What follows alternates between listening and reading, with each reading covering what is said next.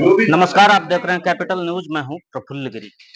पलामू में medical college जो सदर अस्पताल में अभी संचालित है, एसएनसीयू वार्ड में एक बड़ा हादसा होते होते बचा, जब अचानक शॉर्ट सर्किट की वजह से जहां कई नवजात बच्चे थे, आग लग जाती है और आग लगने के बाद सिचुएशन पैनिक हो जाता है। लेकिन वहां ममता त्रिशूल और दयानी ओडिया और रवि के साथ साथ कई और जो वहां कर्मी थे, उन्होंने सूझबूझ का परिचय दिया और सभी बच्चों को न सिर्फ बचाया गया, उन्हें खरोच तक नहीं आई। किसी भी बच्चे को एक-एक हाथ में 4 बच्चा लेकर वो जो मंजर था, वो बड़ा ही साहसिक कार्य था और उसी की वजह से आज आप हमारे पीछे देख रहे हैं, ये सम्मान समारोह हुआ है, जहां पलामू सिविल सर्जन अनिल सिंह के द्वारा इन तीनों को और इसके अलावे जो उस समय डॉक्टर रजी थे, डॉक्टर गौरव विशाल जो एसएनसीयू के प्रभारी हैं, उन सभी को सम्मानित किया गया है।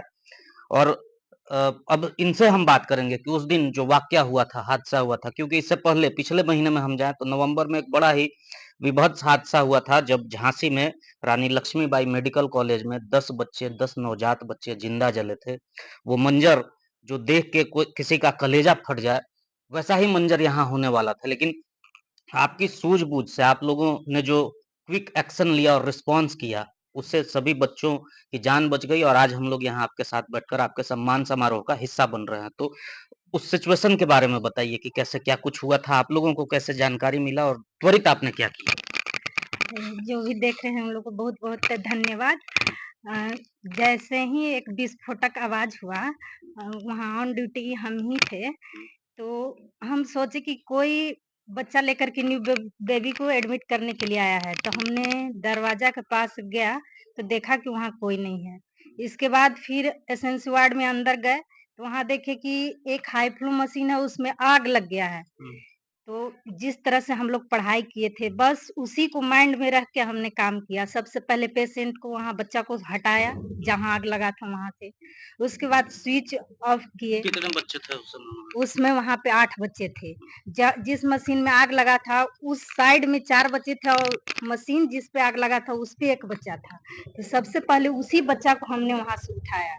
फिर उठा कर के नीचे गए, फर्स्ट फ्लोर पे, सोचे कि इस फ्लोर पे तो आग लग गया है, तो ऐसा ना कि पूरे वार्ड में लग जाए। फिर नीचे जा कर के हला किए जहाँ ऑक्सीजन सप्लाई होता तो है। उस दौरान वो बच्चा जो आप हाथ में हाँ, उठाई, अपना वो बच्चा हाँ, हाथ में और रखे हुए थी? हाथ में बच्चा को रखे हुए हैं और आवाज़ लगा रहे हैं और सिस्टर भी थी, उनको भी आवाज़ लगाए कि जल्दी और बच्चा को हटाइए, यहाँ से आग लग गया है। सिस्टर भी जल्दी-जल्दी उठी, ये भी हटाई सब बच्चा को।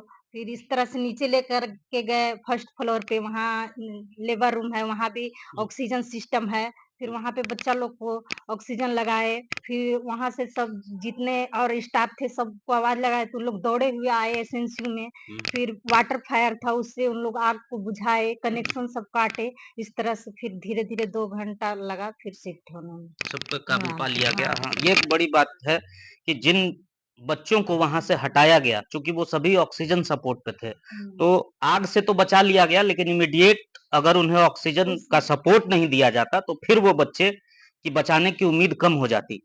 दयानी ओडिया जी हमारे साथ हैं। आप बताइए उस घटनाक्रम के बारे में, क्या कुछ उस दिन सीखा और अपने अनुभव को साझा करिए, जिससे कि भविष्य में कहीं भी किसी भी मेडिकल कॉलेज में या हॉस्पिटल में इस तरह की अगर घटनाएँ हों, तो उससे कैसे बचा जाए? सबसे पहले तो हमेशा एक्टिव रहना चाहिए और फिर जो मतलब जो दुर्घटनाएँ हैं उससे करने के लिए हमेशा मतलब जहाँ पे भी हम लोग के मतलब आग से बुझाना अगर उसके लिए है तो वो सब आपको पता रहना चाहिए कि कहाँ पे क्या चीज़ है और सबसे पहले क्या करना चाहिए वो हमेशा क्या मतलब करना दिमाग चाहिए? वही तो आपसे जानना सबसे चाहते पहले अगर आग लग गई है, आपको पता चला तो सबसे पहले वहाँ से मतलब बच्चा को रेस्क्यू करना चाहिए। हैं। उसके बाद जो उसके मतलब आग बुझाने का जो है आपको अगर ऑक्सीजन सप्लाई है तो उसको बंद कर देना चाहिए मेन। उसके हाँ, बाद क्योंकि फिर ऑक्सीजन से आग भड़कता आग है। भड़कता है और उसके बाद फिर जो आग का जो आपके पास ये फायर ये सब फायर रहता है वहाँ एक्सटिंग्विशन CO2 हाँ, गैस सिलेंडर या एबीसी हाँ, पाउडर वहाँ जो होता है, होता है। उसका वो सब इस्तेमाल करना इस्तेमाल है। करना चाहिए। तो ये टीम वर्क है, जब बच्चा को बचाना, ऑक्सीजन सप्लाई को बंद करना और जो फायर एक्सटिंग्विशर होता है उसका उपयोग करना। रवि जी, आपने क्या किया था उस दिन आप बताइए? क्योंकि सिस्टर लोग तो अपनी बारे में बता चुकी हैं, अपने बारे में कि इन्होंने क्या किया, आपका क्या लोग रोल तो रहा? सारे बच्चे को लेकर चले गए नीचे में। बाकी आग काबू होने के बाद हमने फिर से उस विभाग को वापस साफ उफ करवा कर सारा चालू फिर से हम लोग स्टार्ट कर दिए थे। 2 घंटा 1 से 2 घंटा लगा हुआ था सारा, तो फिर से हम लोग बच्चे को वापस एडमिट ले लिए और नया बच्चा फिर 6 आया था तो उसको भी हम लोग एंट्री में तो डाल पहले दिए से 8 थे और फिर 6 14 बच्चे। 14 बच्चे हो हाँ, गए ये भी एक बड़ी बात है क्योंकि जब एसएनसीयू वार्ड की बात हो रही है और सारे क्रिटिकल बच्चे वहाँ होते हैं, तो दोबारा से उस सुविधा को बहाल करना, ये एक चुनौतीपूर्ण कार्य होता है। और रवि जी की भूमिका रही कि 2 घंटे में इन्होंने फिर से, हालाँकि इसमें अधिकारियों का रोल रहा, पलामू उपायुक्त वहाँ शशि रंजन मौके पर पहुँच गए थे, सिविल सर्जन अनिल सिंह पहुँचे थे और सारे अधिकारी वहाँ पहुँच गए, लेकिन मुख्य भूमिका जो मुख्य किरदार में वहाँ बैठे थे, जो कार्य कर रहे थे, उनसे हम आपको और उस दिन के पूरे वाक़ये से आपको अवगत कराएँ। और डॉक्टर गौरव विशाल हैं, जो एसएनसीयू के प्रभारी हैं, उन्होंने क्या किया और इस घटना से क्या सीख मिली, आगे की क्या कार्य योजना है, इस बारे में उनसे और डॉक्टर अनिल सिंह जो सिविल सर्जन हैं, इस जिले के स्वास्थ्य विभाग के कप्तान हैं, उनसे भी हम बात करेंगे कि अ, ऐसी घटनाओं को रोकने के लिए क्या कुछ पहल किए जा रहे हैं? पहली चीज़ तो दो चीज़ें थी। सब लोग तत्पर थे उस समय पे। रात के 2 बजे हम लोग सब लोग रिस्पॉन्ड कर पाए उस सिचुएशन पे। पहला चीज़ ये था। दूसरी चीज़, by God's grace we were lucky enough कि जो भी हमने एक्टिविटी की वो हमें रिस्पांस मिला उस पर।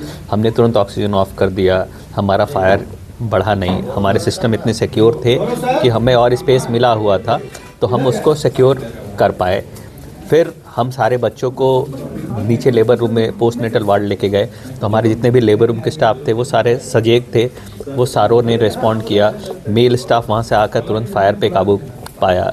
हमारे जो इक्विपमेंट्स थे वो काम कर रहे थे, फायर इक्विपमेंट्स। हमने कुछ 10 दिन पहले ही थ्रू सिविल सर्जन सर हमने वहाँ पर 6 इक्विपमेंट वाटर फायर इक्विपमेंट लगाए थे, फायर एक्सटिंग्विशर इक्विपमेंट लगाए थे और दोनों तीनों इक्विपमेंट हमारे काम कर रहे थे। And these were all things that responded well, and administration responded well at the right time. We were able to save all the children without any glitch. कोई सी भी बच्चे को कोई ज़रा सा भी तिनका भर भी हानि नहीं हुई और फिर वापस हम लोग 4 घंटे के अंदर एसएनसीयू को सुचारू रूप से चालू कर सके और उसी दिन हमने 6 नए एडमिशन उस एसएनसीयू में कर पाए। सबसे पहले तो मैं उस दौरान जो बिल्कुल शांत चित्त और स्थिर दिमाग से जो एक्शन जो ममता त्रिशूल ने किया उसके लिए मैं उनका आभार व्यक्त करता हूँ।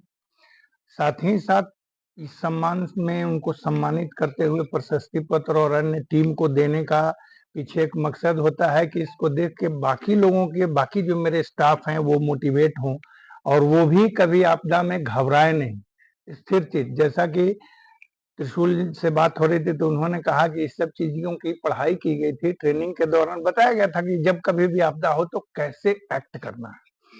तो सबसे बड़ी बात यह है कि हमें किसी भी समय किसी भी सिचुएशन में रिएक्ट नहीं करना है, शांत चित्त होकर हमें रिस्पॉन्ड करना है। जो कि हमारी टीम में ओरिया हो या त्रिशूल या रवि कुमार या डॉक्टर गौरव विशाल, ये लोग रिस्पॉन्ड किए उस सिचुएशन को।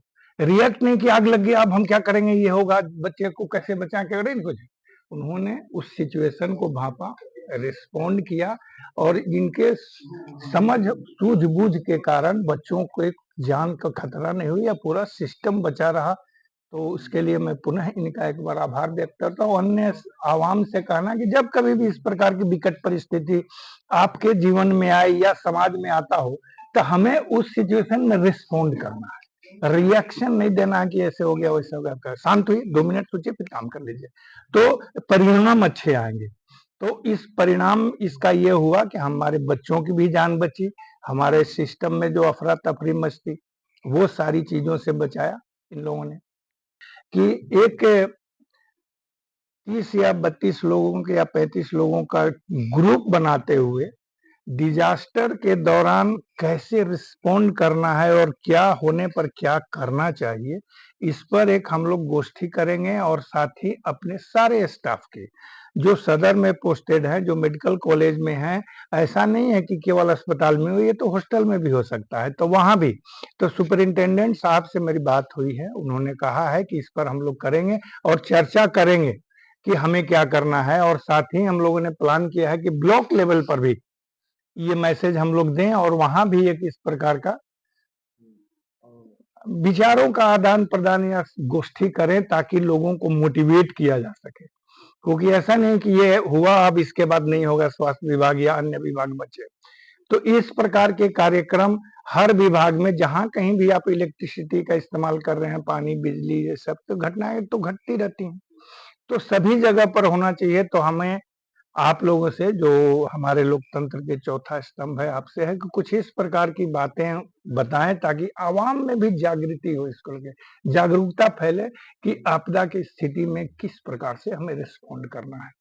सर, जो भी इलेक्ट्रॉनिक गैजेट्स आपने कहा कि सब जगह हैं, कभी भी ये हादसा हो सकता है, तो डिजास्टर मैनेजमेंट के बारे में आप सोच पा रहे हैं, लेकिन जो इलेक्ट्रॉनिक सामान है जहाँ से शॉर्ट सर्किट की संभावना बनी, उनका रख रखाव या देख रेख के लिए विशेष चेकअप की साप्ताहिक या वीकली उसको देखा जाए, 15 दिन में देखा जाए, ऐसा भी कुछ? इसके लिए सुपरिंटेंडेंट साहब ने, मैंने भी और डीसी साहब के डायरेक्शन पर उन पर भी फायर ऑडिट और इलेक्ट्रिसिटी ऑडिट का, और अभी हमारी सोमवार की बैठक है जिसमें कल पूर्व संध्या पर हम लोगों ने अपना बैठक किया, तो उसमें एक प्रस्ताव मैंने रखा है जिसका नाम हम लोग देंगे कि क्या, फायर एंड इलेक्ट्रिकल रख रखाव के लिए एक सेल का गठन होना चाहिए, जिसका नाम हम लोग रखेंगे fire and electrical security cell.